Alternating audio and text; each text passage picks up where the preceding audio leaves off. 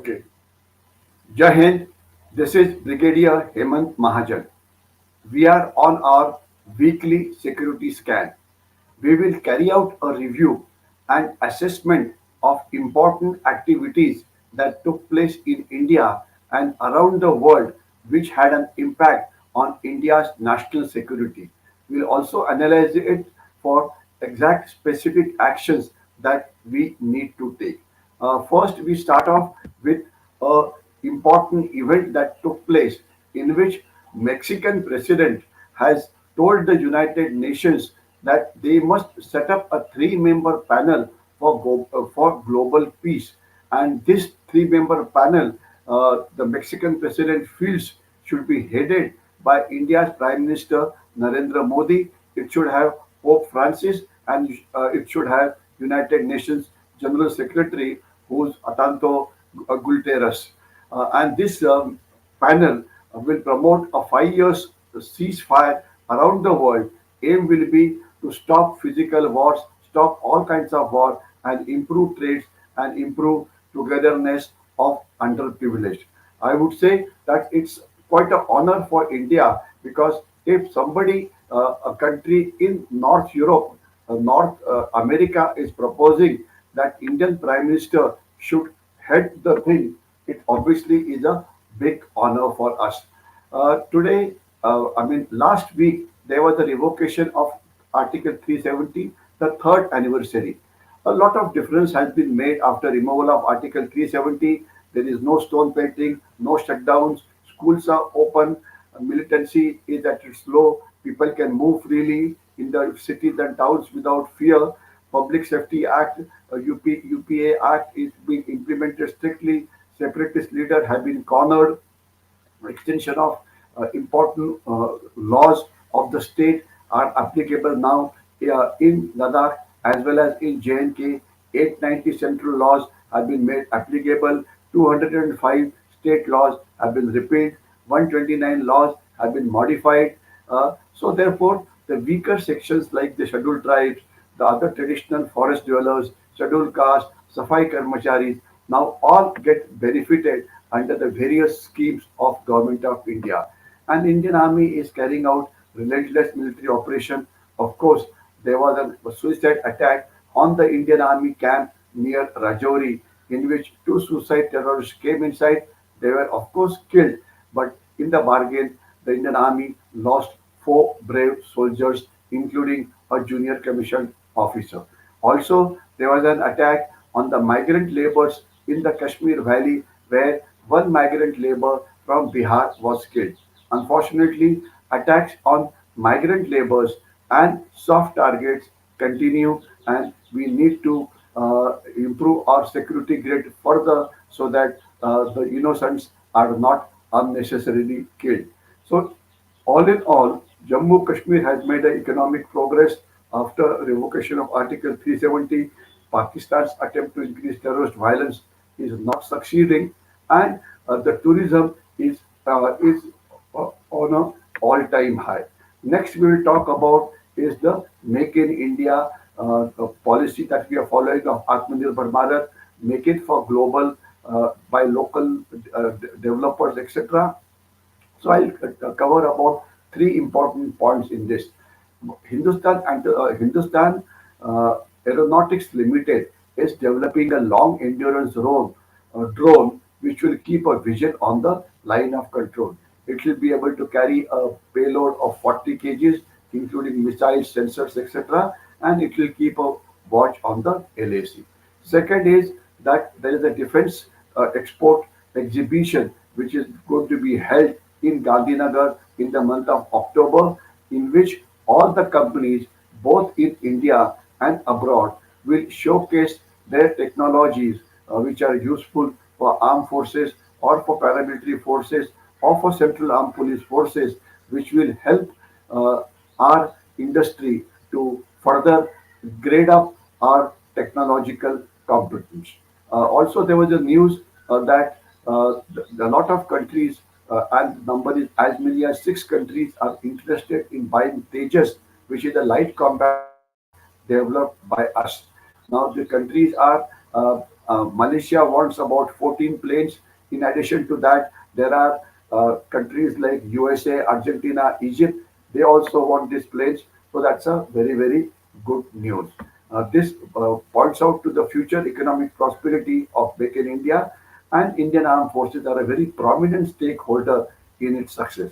If you make military equipment in India, you make it for your own armed forces, you make it for the world. Obviously, it generates more jobs, it helps in absorption of technology, it boosts up entrepreneurship, etc. So that's a very good progress as far as Atmanirbhar Bharat is concerned. Another good news was that a United States naval ship has come in India, in Chennai to be specific, for repairs. It's a huge battleship, and it will be serviced and repaired at Larsen and Tobro's shipyard at Chennai. This is the first ever repair of a United States Navy ship in India, and it's a moment to be proud of for especially the L&T Larsen and Tobro, who are also building up ships not only for India, but they have been getting orders from outside. We need to develop these capabilities further. Another good news was that the Al Qaeda chief Ayman Zawahiri, who was killed in Kabul some time back, the missile did not have an explosive warhead. What they had done was they used a Hellfire missile, which has got blades, which destroyed the target by its sheer kinetic energy, and the metal blades that emerged from the projectile's body also ensure that the target is killed. Indian Armed Forces should be on lookout for the best technologies available in the world, analyze them for their suitability for Indian conditions, and acquire them under Make in India to improve our country's battle preparedness. Next is start of recruitment rallies for Agnipath. One is aware that from August 11 onwards, Indian Army, which is expected to recruit 40,000 soldiers, is carrying out rallies all over India, and the youth must go for the rallies and use this opportunity to get employed. The next is today, another 2 days, we will be on Azadi Ka Amrit Mahotsav. The campaign has already started. Har Ghar Mein Tiranga. We can see Tiranga flying over almost all buildings. Most of the flats in big cities have a Tiranga coming from outside. There have been rallies by children, schools, colleges, police, etc. So the nation today is full of Tiranga. The aim basically is to ignite the dormant spirit of patriotism in which every citizen contributes to India's growth. The country will prosper only when every citizen contributes his might in developing the country. All unproductive activities must stop, and President Draupadi Murmu ji had said a very nice sentence: "Sabka prayas, sabka kartavya." If every Indian contributes, India will become a great nation. Now, some aspects of external security. One good news was that the Indian Army is cranking up the use of artificial intelligence powered smart surveillance system, which keeps a tag of troop movement, build up, and infrastructure along the Indo-China and the Indo-Pakistan border. Already there are 145 assets which are based, which are AI powered. This ensures that the feed from these people, that is satellite imagery, drones, radars, thermal cameras, electro-optical devices, motion detectors, and other devices, that is fed into the system. It is analyzed, collated, interpreted, and then disseminated to the commanders on ground so that they can take appropriate action. Indian Army is also going to upgrade its communication system, and the 5G system will be used for frontline troops. This will ensure that we will be at par with the Chinese. Another good news was that Sri Lanka blocked the visit of a Chinese vessel, which was basically a reconnaissance vehicle or a intelligence vehicle after India protested. This ship was to come and stay in Hambantota. They would have been able to keep a watch on our southern coastline that has been stopped. So one can say that we have been able to nullify the movement of Chinese vessels which affect India's coastal security. The next issue is that last few years, nearly 3,595 kilometers of border roads were constructed. The BRO constructs road for the Indian Armed Forces, and also we are constructing some tunnels. At least three more tunnels are going to be constructed on the Manali Leh axis. After this road, Manali Leh, which will become an all-weather road. Presently, it is on road for about 8 to 9 months in a year, but we need to ensure that it is on road for 12 months in a year. The territorial integrity is best safeguarded by infrastructure development and settlement of all civilians in the border areas. We must open up the border areas for tourism because the various roads, the natural beauty, the defenses which are there, they are inspiring and a source of confidence for the domestic population. We should do away with inner line permits so that more number of tourists are able to visit the border areas easily. Next is two exercises which are going to take place. One exercise is between India and United States, which will go on for 21 days, which is going to start in a while. And this is an exercise between the special forces of the two countries. Now, after that, before that, India conducted its own exercise for 5 days to check up the capabilities of satellites and satellite communication. So this activated the entire range of satellite communication during the exercise, which was codenamed as Skylight, and all the satellite communication terminals were tested, including static terminal, transportable vehicle-mounted terminal, man-portable, and small man-packed terminal. It was a great success. This will be used by the Indian Army to carry out a multi-domain war against the enemies of the country. Next issue is a lot of activities keep on taking place in the area of Afghanistan and Pakistan. And one important thing was that the Tehrik-e-Taliban, one important leader called Abdul Wali, was killed.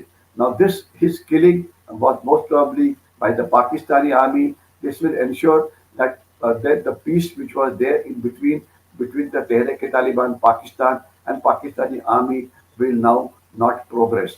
Now, when we look at what has happened after Taliban took over, almost 1 year is over, you find that now USA is slowly focusing its attention on Indo-Pacific, slowly focusing its attention against China in the South China Sea, etc. As we talk today, the Americans are doing an exercise with the armed forces of Indonesia. This ensures that the Southeast Asian countries, which are being bullied by China, now will be able to stand firm. It is, of course, good in India's interest also. Chinese, another inimical action was that Abdul Rahman Makki was to be declared as a local global terrorist. This declaration was stopped by the Chinese. So Chinese will do anything to support Pakistan, support terrorism, and this must be brought to the notice of the world at regular interval. India's relentless and proactive diplomacy has resulted in a hosting of a special counterterrorism meeting at the United Nations. This will ensure that the world keeps a control of terrorist activity in Afghanistan, in Pakistan, and all over. This is the way by which we are countering the Chinese hybrid war. The Chinese have also a lot of weaknesses, and today all the nations must be united to counter the Chinese hybrid activities. The anti-Chinese sentiments are increasing globally. India should further strengthen its ties with Taiwan and other countries so that we are helped in the semiconductor industry. We should build up aggressive alliances with Taiwan, Japan, Southeast Asian countries so that we're able to counter China in the various fields. Next week, the president of South Korea is going to come to India, and this is a good opportunity to ensure that we are going to add South Korea also to this alliance. And before I close my last concluding remarks, on 15th of August, we carry out so, we celebrate 75th anniversary of independence. It's a good occasion to reflect upon various wars and conflicts that were thrust on India. The Indian armed forces have fought very well, have done many acts of valor, often beyond the call of duty. However, conventional war is now not on the horizon. Pakistan and China today have launched an all-out hybrid war on India and its people. In this, every Indian citizen is a soldier who has to do his duty in protecting India's national security. I am sure on the 75th anniversary of India's independence, every citizen's motto will be, what should I do for the country? Jai Hind, and thank you very, very much. Wishing you all a very happy 75th anniversary. Jai Hind again.